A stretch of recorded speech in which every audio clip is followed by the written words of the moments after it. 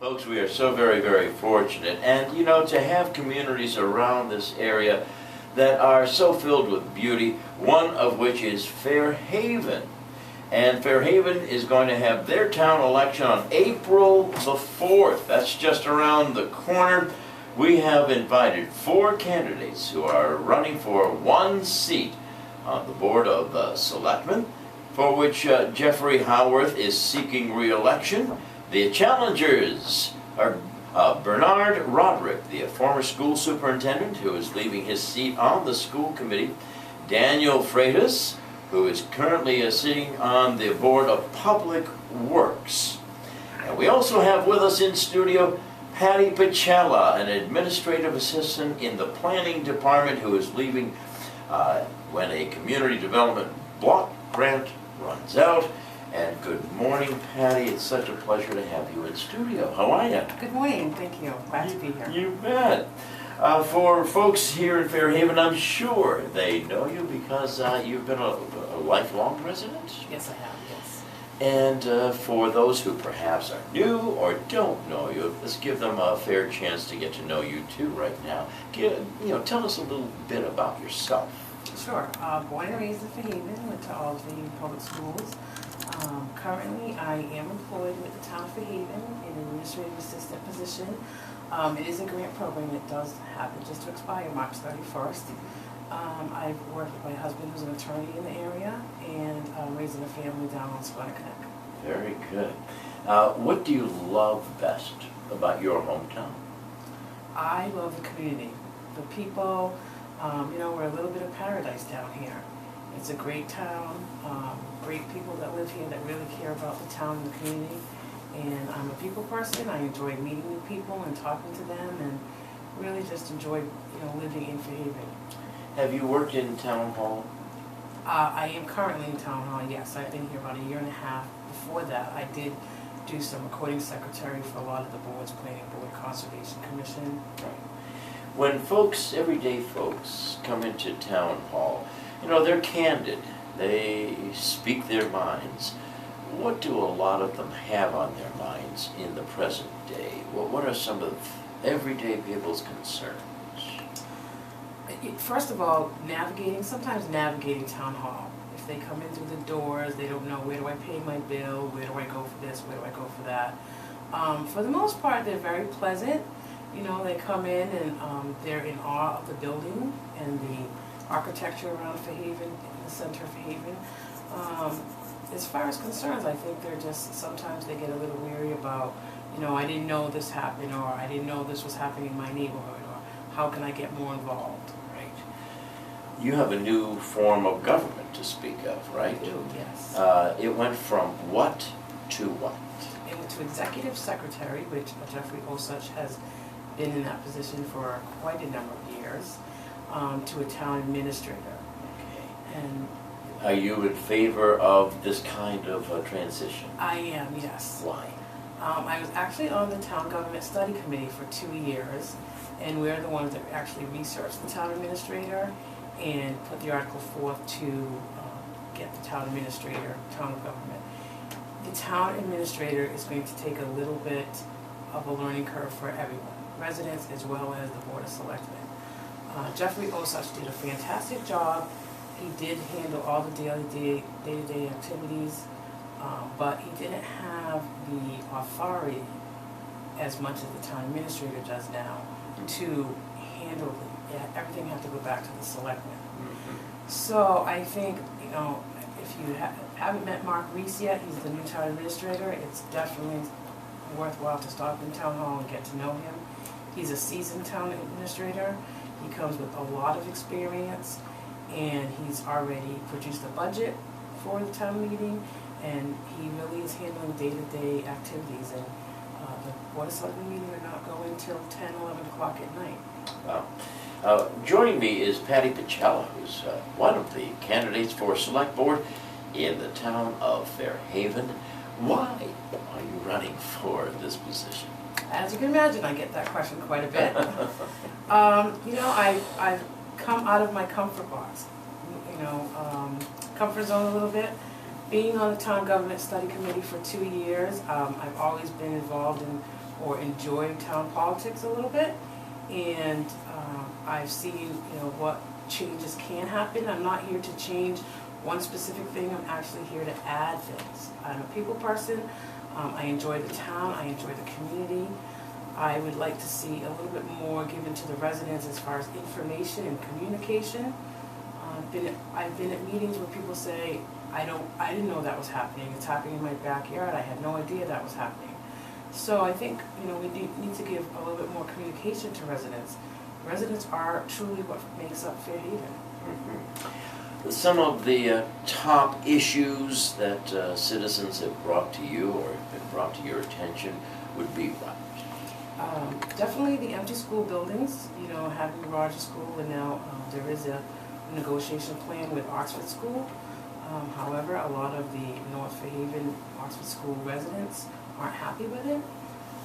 So that is going to go before town meeting in May, and I encourage everyone to really listen to both sides before they make that vote. But, people are also concerned about the dredging and hands across the River Coalition. I think we need to listen to what they have to say, really have, empathy with those people to really hear what they have to say. And of course, a lot of empty storefronts. Mm-hmm. What can a select board member do about empty storefronts? I know that Jeff Howarth, my opponent, but I know that he has put together a committee for trying to bring in new business into the town. I think with the new town administrator and perhaps working with the planning and economic developer, Bill Roth, hopefully they can really, Fairhaven is a great place. It's before the Cape. It's, half hour from Providence. There's a lot of tourism in this area, and I think that if we market Fairhaven perhaps a little better to direct some new business in Fairhaven, that's the route we need to take. And how would you go about directing that? What would be an idea to help, give businesses an incentive to come to Fairhaven? Well, I think that I personally would like to speak to businesses in Fairhaven that have been here a long time and have been very successful. I would reach out to those people first.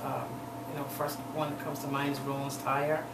They've been in business in Fairhaven over 75 years in North Fairhaven. Speak to their board members, find out what's worked for them, what keeps them in Fairhaven. I'm not sure you can give a new business a huge tax break, but I think that if you start talking to people who have been in business a long time in Fairhaven, there's a reason why they stay here. And Roland's Tire is clearly been in business a long time. Do you have any pet peeves of what goes on anywhere in town government or any part of the town itself? Anything that, if you had that magic wand, you'd get rid of? Gossip. Gossip.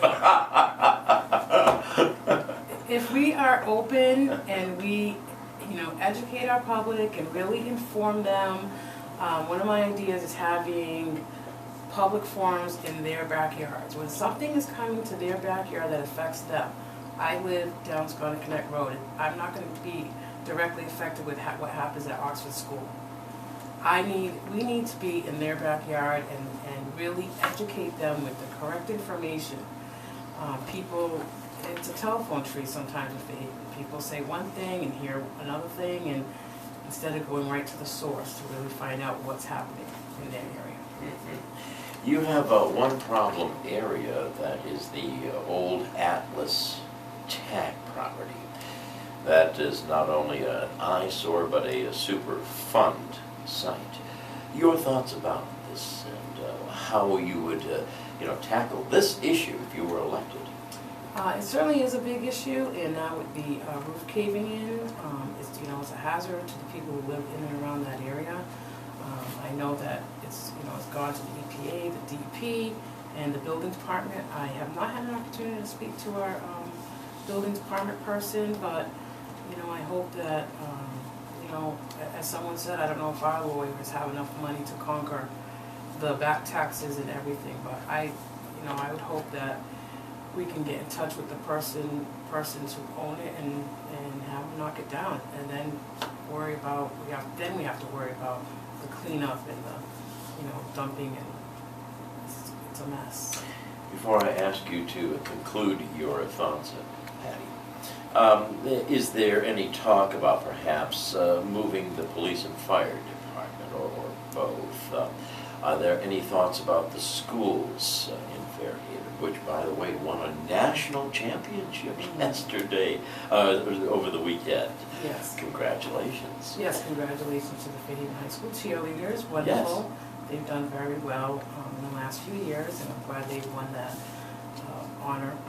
I think that the schools, the two schools are doing well, and the school committee's on top of that. I do have a 4-year-old that's in preschool at East Fairhaven, and we're just learning navigating that system, which is going pretty well. Sorry, what was that? How about with the school, the police, Yes. or the fire The department? police and fire department, I know there was some information last year brought up at the town meeting that they were looking for a new building or to move, and it didn't get funded last year. So I do think as time goes on, it's gonna be a real problem. They're outgrowing their space. So we certainly need to look at some other, maybe empty buildings or some funding to help. I'd like to personally get in there and get a tour of their facilities and find out, what their needs are, so that we can make a informed and educated decision. Sure. We're giving this opportunity to all of the candidates for the select board here in Fairhaven this week. So let me give you time to summarize your thoughts. Patty Pacella. Well, my platform is a simple one. It's about communication, collaboration, and compassion. I think we need to bring more communication to the public. We do have a health epidemic in South Coast with the overdoses. I think we need to collaborate with our first responders and educate the public on what exactly that means. It is happening in Fairhaven, and we can't be blind to the fact that perhaps it's not happening in our little paradise. And then lastly, it's compassion. We need to have empathy and listen to our residents' concerns, especially if it affects their neighborhood. So I would ask you to vote Patricia Pacella, April 4th for Select Board.